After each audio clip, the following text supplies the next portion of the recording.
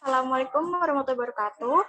Kami dari kelompok 1 akan mempresentasikan mengenai retardasi mental yang terjadi pada tahap perkembangan anak akhir, yaitu pada masa SD hingga awal SMP.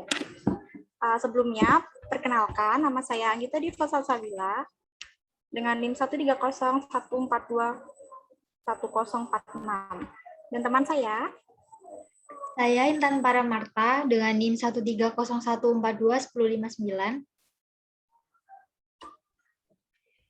Saya Gauris Krinjani dengan NIM 1301421094. Saya Ikhlak Malasabila dengan NIM 13014211105. Saya Maria Sensiliana Netu dengan NIM 13014210662.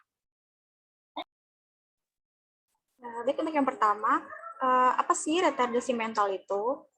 Nah, jadi retardasi mental itu adalah gangguan perkembangan otak yang ditandai dengan nilai IQ di bawah rata-rata orang normal dan kemampuan untuk melakukan keterampilan sehari-hari yang buruk. Retardasi mental juga dikenal dengan nama gangguan intelektual. Terdapat berbagai derajat retardasi mental, mulai dari ringan hingga sangat berat. Kemampuan intelijensi biasanya diukur dengan menggunakan skor IQ. Seseorang dikatakan retardasi mental apabila didapati skor IQ kurang dari 70. Berikut tingkatan keparahan kondisi berdasarkan skor IQ. Yang pertama ringan, itu nilai IQ-nya sekitar 50 sampai 69. Sedang itu nilai IQ-nya sekitar 35 hingga 49. Berat itu nilai IQ-nya sekitar 20 hingga 34, dan sangat berat nilai IQ-nya di bawah 20. Untuk gejala retardasi mental akan dijelaskan oleh teman saya, Intan Paramarta. Untuk waktunya dipersilahkan. Baik, terima kasih atas kesempatan yang telah diberikan. Selanjutnya itu ada gejala retardasi mental.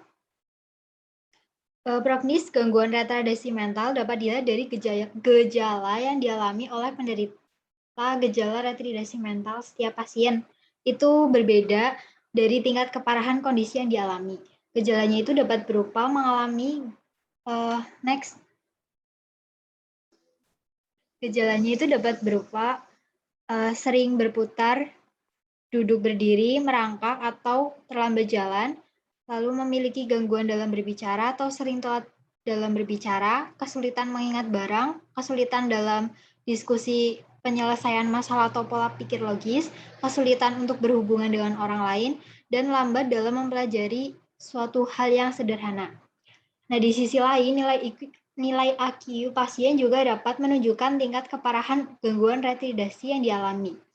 Jadi tingkat keparahan pasien yang dikategorikan sangat berat itu biasanya disertai masalah kesehatan lainnya seperti kejang, gangguan penglihatan, gangguan pengendalian gerak tubuh, gangguan mood seperti autisme dan kecemasan, dan lain sebagainya. Next. Selanjutnya akan disampaikan oleh teman saya, yaitu Galuh Rizky.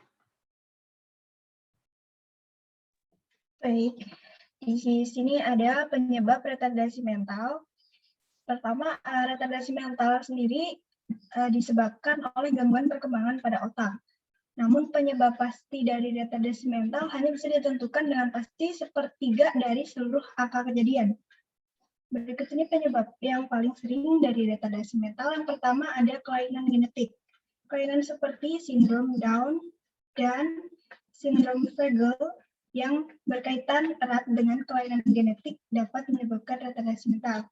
Kemudian yang kedua ada masalah selama kehamilan. Beberapa keadaan saat kehamilan dapat menyebabkan gangguan perkembangan otak janin, seperti penggunaan alkohol, obat-obatan terlarang, gizi buruk, dan infeksi. Kemudian yang ketiga, ada masalah selama masa bayi. Retardasi mental dapat disebabkan bayi yang selama masa kelahirannya itu tidak mendapatkan asupan oksigen yang cukup, atau bayi yang sangat prematur, sehingga paru-paru belum matang secara sempurna. Kemudian yang keempat, ada cedera atau penyakit yang lain. Misalnya infeksi seperti meningitis atau campak dapat menyebabkan retardasi mental. Ada cedera kepala berat, terus keadaan hampir tenggelam.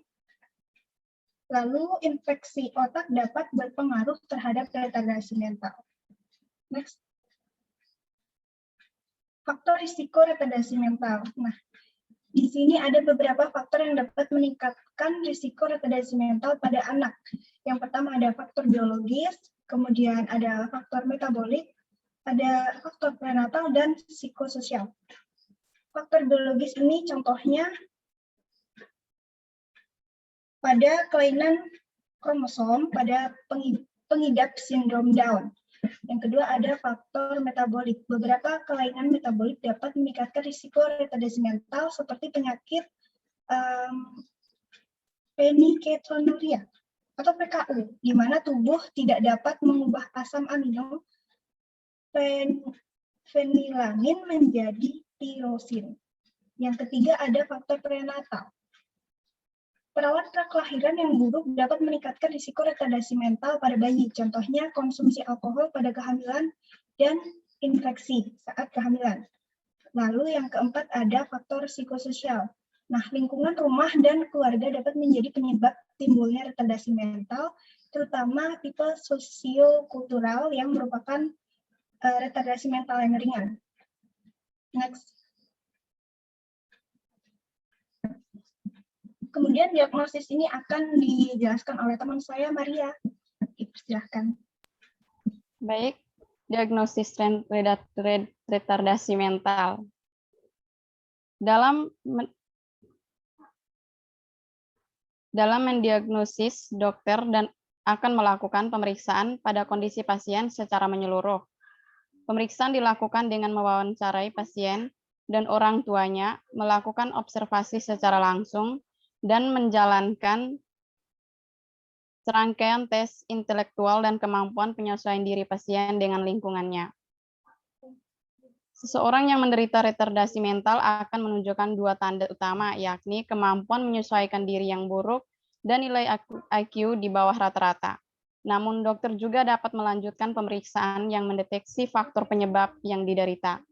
Beberapa tes yang digunakan untuk melakukan pemeriksaan lanjutan tersebut meliputi tes darah, tes urin, pemindaian seperti CT scan dan MRI. Yang tiga, pemeriksaan aktivitas listrik otak atau elektroencephalography atau EEG. Next. Yang selanjutnya yaitu pencegahan retardasi mental.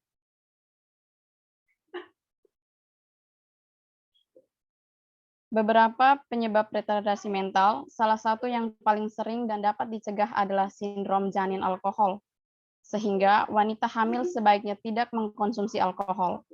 Pada keluarga yang memiliki riwayat penyakit keturunan, konseling genetik dapat dilakukan sebelum merencanakan kehamilan. Next.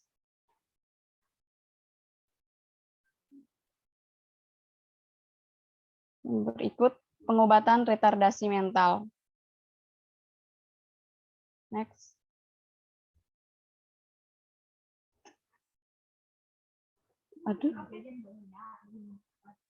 Untuk ibu hamil dapat melakukan tes USG atau pengambilan sampel air ketuban untuk mendeteksi ada atau tidaknya kelainan pertumbuhan otak atau kelainan genetik pada janin. Meski kondisi tersebut dapat dideteksi, belum ada metode pengobatan yang dapat memperbaiki kelainan pertumbuhan pada janin.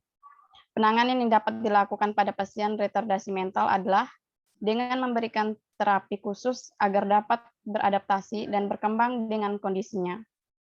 Terapi yang biasa diberikan adalah Individualized Family Service Plan atau INFSP dan Individualized Education Program IEP.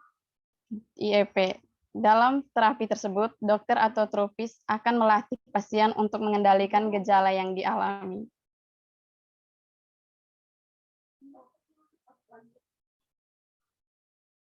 Orang tua juga dapat membantu perkembangan anak dengan melakukan beberapa upaya, ya, seperti memberikan anak mencoba hal baru dan memberitahu dia untuk melakukan suatu hal secara mandiri. Yang kedua, mengikutsertakan anak dalam aktivitas kelompok atau aktivitas yang membutuhkan kerjasama dan interaksi. Memerhatikan perkembangan anak di sekolah dan membantunya mempelajari ulang apa yang telah dipelajari di sekolah. Berikut, mencari tahu lebih dalam tentang retardasi mental, misalnya konsultasi ke dokter. Selanjutnya, kesimpulan kembali ke moderator.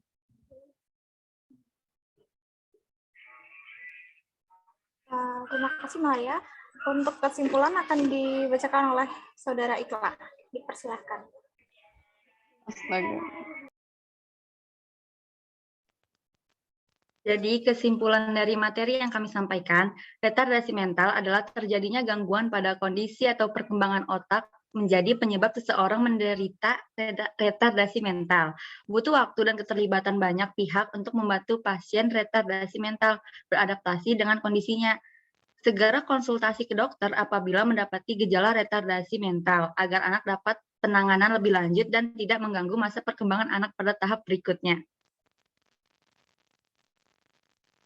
Sekian kesimpulan dari materi yang kami sampaikan. Kembali ke moderator. Sekian presentasi dari kelompok kami.